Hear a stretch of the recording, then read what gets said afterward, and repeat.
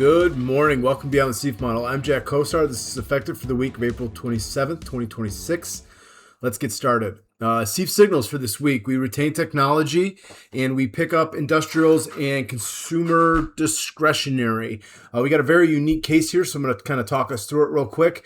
We have three sectors with this ranking score of 15. This is very unique and does not happen very often.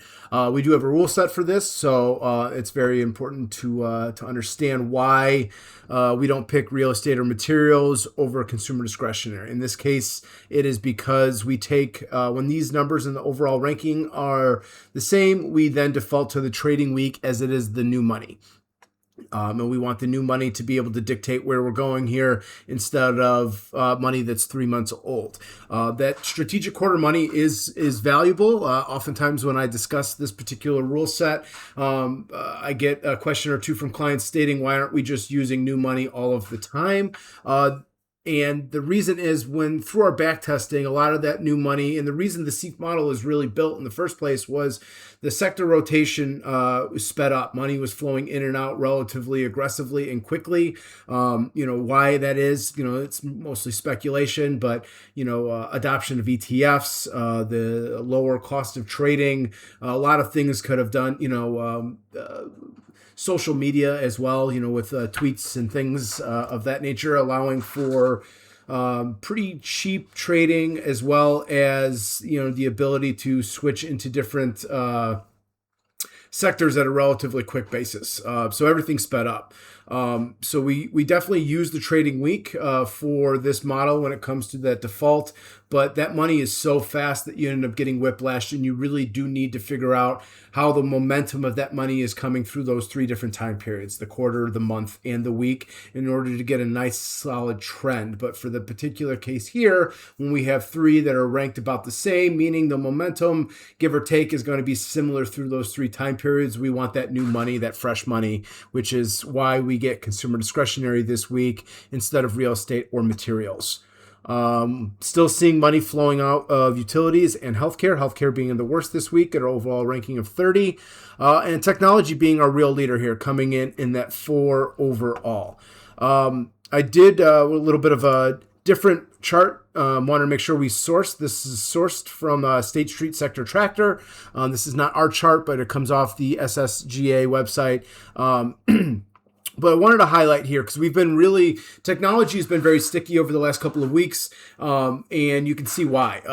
The technology here is the only sector over the last month that is outperforming the broader market. So down here is the S&P 500. This is their new SPYM State Street S&P 500 ETF tracker, and it is technology is the only one that's outperforming. Nice, solid outperformance if you've been in technology over the last month, which I believe we have.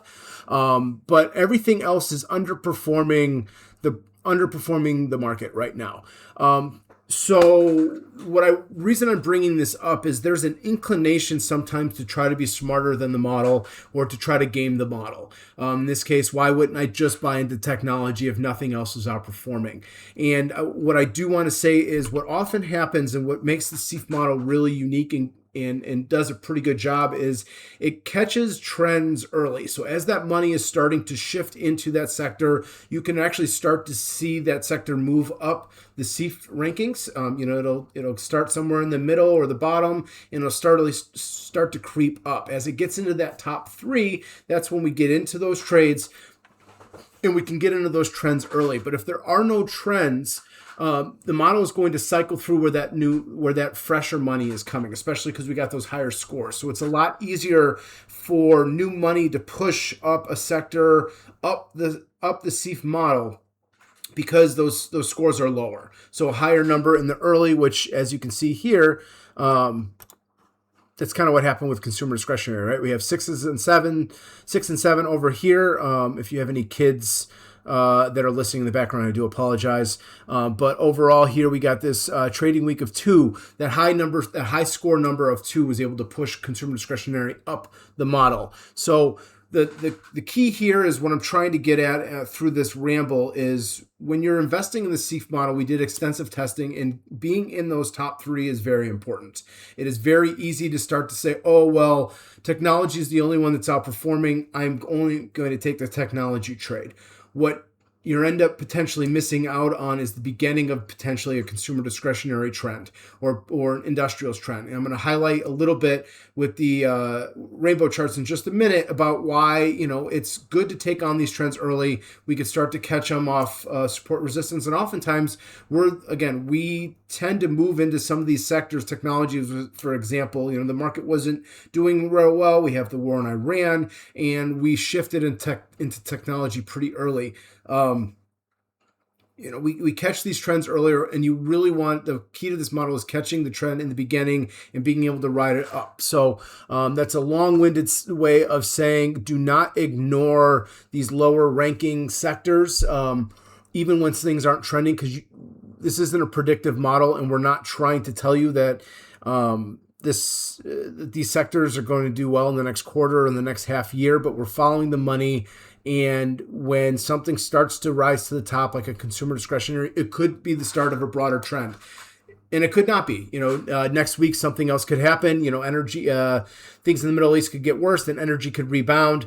There's a lot of speculation here, but overall, we follow the model. It's the top three signals, and this week we have K, I, and Y. XLK, XLI, and XLY. Heading into our heat map. This is kind of the other key point that I wanted to mention. Right now, technology is king. That really goes with our sector tractor, XLK, nicely outperforming the broader market over the last month. That's where all the money is going. 0.86 on the trading week, and really starting to build up some accumulation in the tactical month and even the spilling over the strategic quarter. So technology really is king right now. Everything outside of technology and utilities is very well near zero on the trading week in terms of its movement, how we're tracking that money flow through those time periods. These are all very low. The bets right now, the big bet here is technology. Now, we do have industrials and consumer discretionary, which is SEAF signals, but not a lot of flows. 0.08 for consumer discretionary on the trading week. Like I said, 0.86 for technology, number 2.08. So we're not seeing a lot of movement out of the other sectors. It seems like the way investors are currently concentrated, money is leaving out of healthcare and money is leaving out of utilities. Everything else is staying relatively the same outside of technology. Last week for the 11 sector spiders, 3 of the 5 days were up in terms of money flowing into the 11 sector spiders, again, largely into technology. Total up 0.818%, so not that 1% threshold. That really shows a big push in for the trading week, but overall, nice, strong flows. With that, we'll head over. Sorry, my mouse decided it didn't want to work. Head over to total sector AUM. As you can see here, we've really had that explosion of assets flowing into the 11 sector spiders. A good majority of that through, as we can see through the heat map, has gone to technology. So a lot of these asset flows coming into technology, really exploding up through, and the market's done quite well. If you're new, this is the sector spider total AUM. If you add up the AUM for all 11 sector spiders, plot it onto one chart, you have what we have up top, and bottom is just the SPY. We have this red 21-day moving average. In general, if we're above that 21-day moving average, it is very difficult for the S&P 500 to go down. When we cross down below that 21-day moving average, that's when we kind of see the price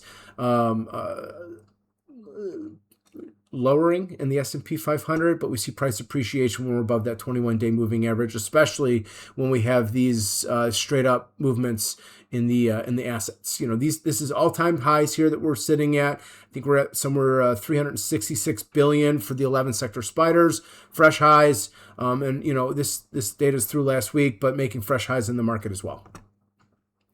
into our rainbow charts. Just wanted to highlight technology. Nice run with technology. We had it kind of bounced off support, relative support in the late part of March, early part of April, and really kind of taken off like a shot. That's where we've seen all these assets flowing into. Still sitting up at that top ranked.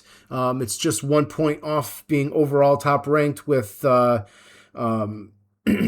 with 2 on the strategic quarter. We are still sitting behind energy in the quarter. Energy had such a strong inflow for such a long time and picked up so much accumulation that it's still even with an 11 on the tactical month, it's still holding on. But technology looking really strong for overall, and these asset flows are looking good. Now we're negotiating this relative performance support resistance level right here. So we'll see how that kind of plays itself out. But technology's been really strong and a good sector to be in.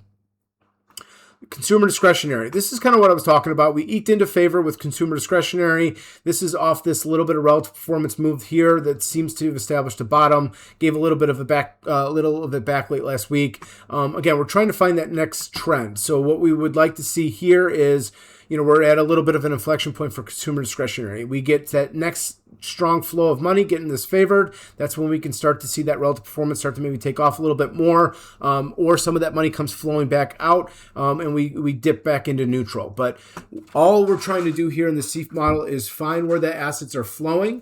Sometimes they're flowing really strong like we see in technology, and sometimes it's a little bit on the weaker end like we see in consumer discretionary right now. But we want to catch on those trends early. So we're going to see what we do here. SEAF signal, but this is not something that we want to ignore. Industrials looking good. As you kind of, if you drew an imaginary line right up here, we're seeing industrials kind of bouncing off a little bit of relative performance support level, and we're heading into that middle favored for industrials. Overall ranking, I believe, of 12 for this week. We would like to see this thing kind of jump up. Industrials did really well for us in the latter part of 2025, early part of 2026, where we had that big relative performance run up as we spent a lot of time in that middle to upper favored. Almost looks like a little bit of a take your profit situation going on here. But again, looks like we're bouncing a little bit off of support on the resistance side, coming into that, heading in the right direction in the favored territory. Would like to see some stronger asset flows. We were about 0 on the week. It was a little bit red, so slightly negative, but seeing still strength in that tactical month and strategic quarter. Would like to see some stronger inflows coming into industrials, but overall, this is a good place to buy industrials and see if we can catch a rebound on this trend early. Healthcare is least. I always like to show you both sides of this spectrum, just in case these charts kind of highlight both ways. So as we've crossed down, we've been in a void to lower neutral for a couple of months now, and we've seen that decline in the relative underperformance versus SPY. Downtrend right here after being really sideways for a good chunk of 2025, really starting on the short term, seeing that downward trend on the relative performance. We are approaching support that we saw from August and October of last year on the relative performance side, but nothing to do here yet. Money still flowing strongly out of healthcare through 3 time periods. Definitely still continues to be in the void. That is all I have for this week. I look forward to breaking down the SEAF model with you all next week, and thank you.